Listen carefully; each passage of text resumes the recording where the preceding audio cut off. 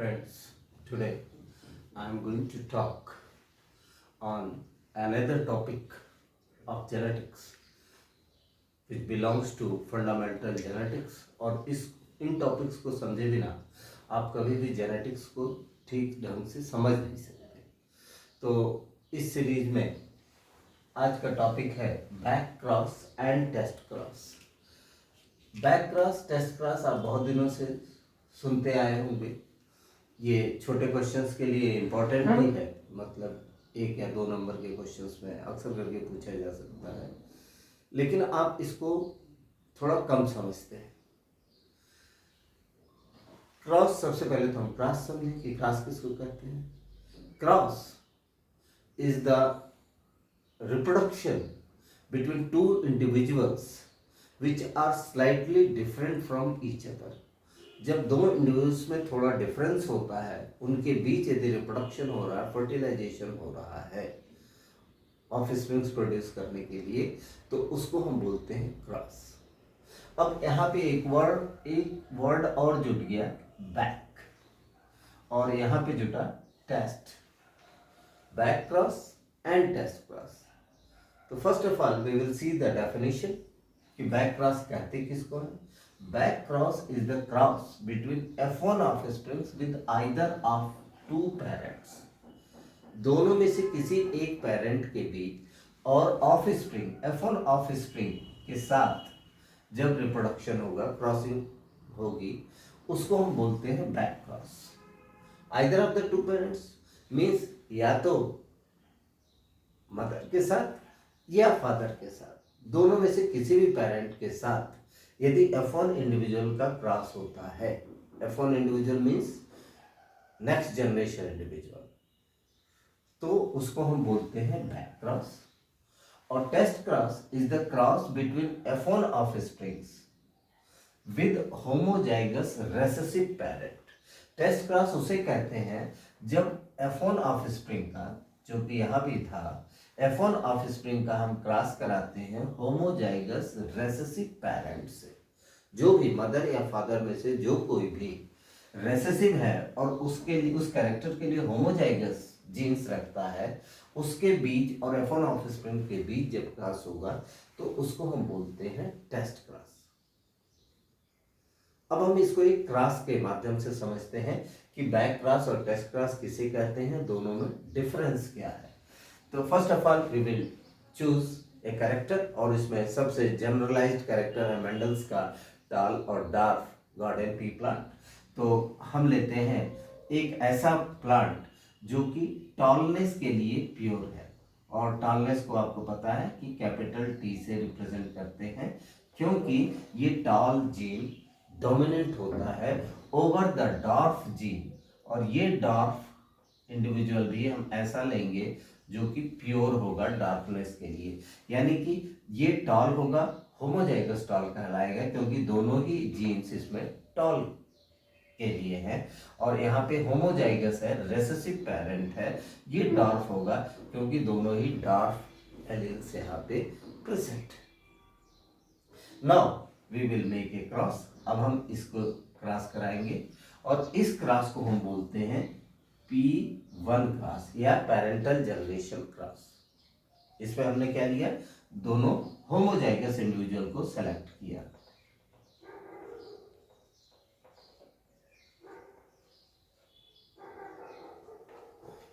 यह भी होमोजाइगस है।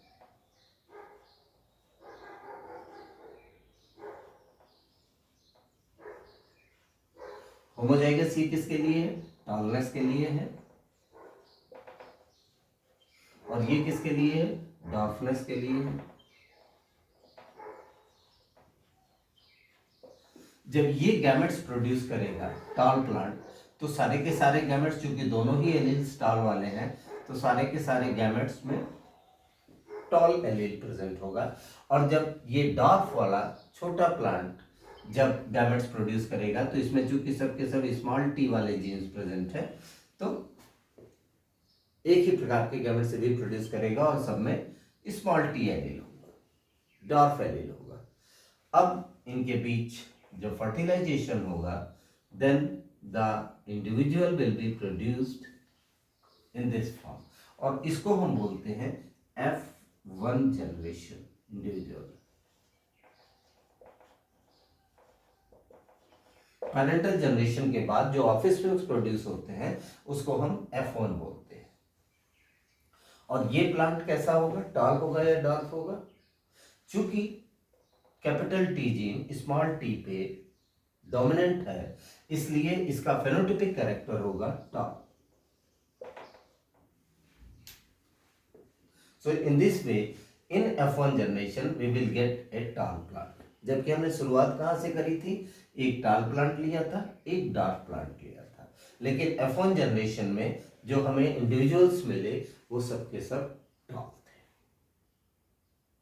अब इस F1 इंडिविजुअल को जब हम क्रॉस कराएंगे पेरेंटल जनरेशन से, वो या तो इसका क्रॉसिंग ओवर हम कराएं इस पेरेंट से, या इसका क्रॉस ओवर कराएं इस पेरेंट से। मींस एक जनरेशन बैक जा करके, ये फर्स्ट विलेज जनरेशन है, ये पेरेंटल जनरेशन है, ये ऑफस्प्रिंग है, इसको हम वापस ले जा करके क्रॉस करा रहे हैं किसी भी एक पेरेंट से, या तो इस वाले पेरेंट से या इससे, कोई भी इसमें मदर फादर हो सकता है, क्योंकि ये सोमैटिक क्रोमोसोम्स की अभी हम बातें कर रहे हैं। तो इस तरीके के क्रॉस को हम बोलते हैं back cross. Back cross is a cross between F1 offspring, ये F1 offspring with either of the two parents, दोनों में से किसी भी पेरेंट के साथ यदि हम क्रॉस कराएंगे तो उसको हम बोलेंगे बैक क्रॉस। अब हमें रिजल्ट क्या मिलेगा जब हम सपोज कि हम होमोजाइगस टॉल के साथ इसे क्रॉस कराते हैं।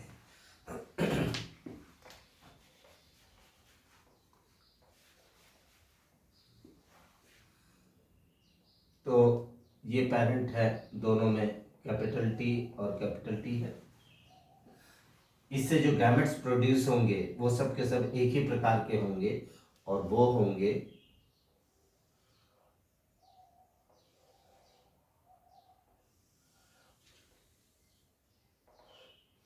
कोई भी इसमें मेल हो सकता है और कोई भी फीमेल हो सकता है।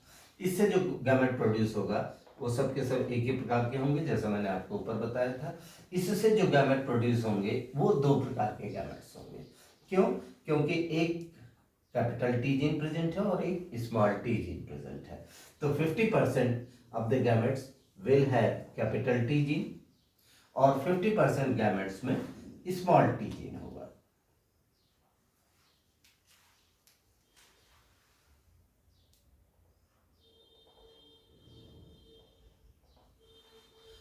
अब जब फर्टिलाइजेशन होगा तो लॉ ऑफ प्रोबेबिलिटी के हिसाब से ये वाला कैपिटल टी और ये कैपिटल टी,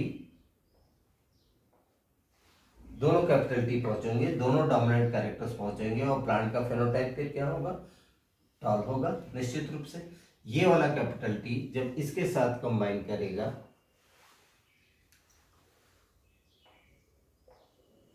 तो again the plant will B toll. तो ये दोनों के दोनों टॉल प्लांट होंगे। जब ये कैपिटल टी स्मॉल टी के साथ कंबाइन करेगा तब क्या होगा, एक कैपिटल टी जीन प्रेजेंट है, डोमिनेंट जीन प्रेजेंट है, एक डॉर्फ कैरेक्टर के लिए जीन प्रेजेंट है। चूंकि ये डोमिनेंट है इसलिए प्लांट का फेनोटाइप क्या होगा, टॉल होगा। इसी तरीके से जब ये कैपिटल टी इस स्मॉल टी के साथ कंबाइन करेगा देन व्हाट विल हैपन,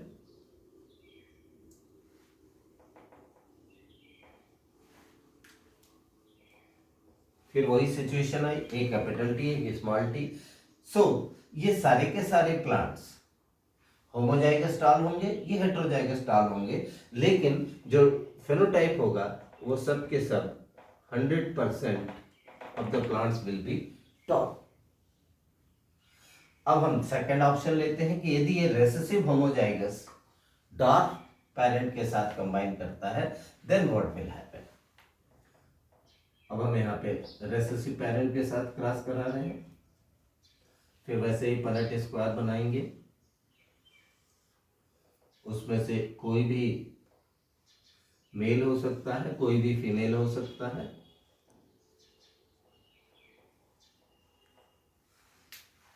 ये गैमेट्स बनेंगे तो सबके सब स्मॉल टी वाले होंगे, क्योंकि एक ही प्रकार के एलील्स प्रेजेंट है। यहाँ पे जैसे मैंने बताया कि दो प्रकार के गैमेट्स प्रोड्यूस होंगे, 50% विल है कैपिटल टी जीन और 50% उसमें से डॉर्फ टी जीन प्रेजेंट होगा। अब ये जब कंबाइन करेंगे तो एक कैपिटल टी एक स्मॉल टी आएगा। The phenotype of the plant will B toll. इसी तरीके से जब ये कैपिटल टी कंबाइन करेंगे तो phenotype of the plant will B toll. लेकिन जब स्मॉल टी और स्मॉल टी कंबाइन करेंगे तो चूंकि अब टॉलनेस के लिए कोई एलील इसमें प्रेजेंट नहीं है तो प्लांट विल बी डॉर्फ। यहाँ पे छोटा प्लांट प्रोड्यूस होगा। इसी तरीके से ये स्मॉल टी और ये स्मॉल टी जब कंबाइन करेंगे तो फिर से प्लांट की हाइट क्या होगी, छोटी होगी, शॉर्ट हाइटेड होगा और plant will be termed as dwarf. तो यहां पे हम देख रहे हैं कि दो हेट्रोजाइगस टॉल प्लांट प्रोड्यूस हो रहे हैं और दो होमोजाइगस डॉर्फ प्लांट्स प्रोड्यूस हो रहे हैं। Means we are getting 50 tall plants 50% and dwarf plants 50%। दो टॉल मिले तो दो डॉर्फ मिले, तो परसेंटेज में जब हम निकालते हैं तो 50% टॉल हुए, 50% डॉर्फ हुए। तो डोमिनेंट पेरेंट के साथ जब हम क्रॉस कराते हैं तो 100% टॉल प्लांट मिलता है, जबकि होमोजाइगस रेसेसिव पेरेंट के साथ जब हम क्रॉस कराते हैं तो 50% टॉल प्लांट मिलते हैं और 50% डॉर्फ प्लांट्स मिलते हैं।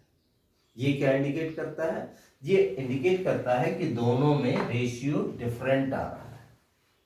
इससे फायदा क्या हुआ, फायदा ये होता है कि हमें ये पता लग जाता है कि ये जो F1 प्लांट है जो टॉल तो दिखाई दे रहा है हमें, लेकिन मेंडल को ये नहीं पता था कि ये टॉल होमोजाइगस टॉल है या हेट्रोजाइगस टॉल है। ये पता करने के लिए होमोजाइगस रेसेसिव पेरेंट के साथ जब हम क्रॉस कराते हैं तो यदि ये रेशियो 50-50 का मिलता है तो मेंडल ने मान लिया कि ये हेट्रोजाइगस प्लांट है। यदि ये 100% टॉल मिलता तो मेंडल को ये पता लग जाता कि ये होमोजाइगस टॉल है। कैसे, क्योंकि तब ये वाली सिचुएशन आ जाती। यदि हम इसको फिर से क्रॉस कराएं, सपोज कि हम इसको अब क्रॉस करा रहे हैं होमोजाइगस, यदि ये होमोजाइगस टॉल होता तो हमें टॉल सारे के सारे टॉल प्लांट मिलते।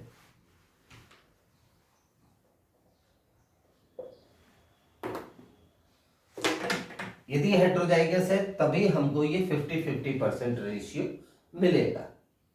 तो ये जो बैक क्रॉस है जिसमें कि हम होमोजाइगस रेसेसिव पेरेंट को लेते हैं, ये टेस्ट करने में हेल्प करता है कि ये जो F1 प्लांट है ये होमोजाइगस है अपने टॉलनेस के लिए या हेट्रोजाइगस।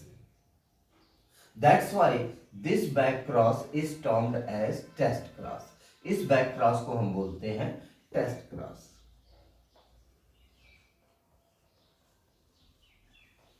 जबकि दोनों ही बैक क्रॉस है, यह भी बैक क्रॉस है और यह भी बैक क्रॉस है, लेकिन जब होमोजाइगस रेसेसिव पेरेंट के साथ हम क्रॉस कराएंगे तो इसको हम बोलेंगे टेस्ट क्रॉस, क्योंकि ये टेस्ट करने में हेल्प करता है कि जो F1 इंडिविजुअल है वो हेट्रोजाइगस है अपने टॉलनेस के लिए या होमोजाइगस है। यहाँ पे डेफिनेशन पे एक बार हम फिर चलेंगे। Test cross is the cross between F1 offsprings with homozygous recessive parent. Homozygous है, दोनों ही एलील्स डार्कनेस के लिए है और रेसेसिव कैरेक्टर है। ये डोमिनेंट कैरेक्टर है। डोमिनेंट कैरेक्टर होगा तब तो हमको 100% टॉल प्लांट्स मिल जाएंगे, लेकिन जब रेसेसिव के साथ इसको हम फर्टिलाइज कराते हैं, क्रॉस कराते हैं, तो यदि हेट्रोजाइगस है तो हमको 50% टॉल और 50% डॉर्फ मिलेंगे। और यदि ये होमोजाइगस होगा टॉलनेस के लिए तो हमको रिजल्ट यही वाला मिलेगा कि 100% टॉल प्लांट।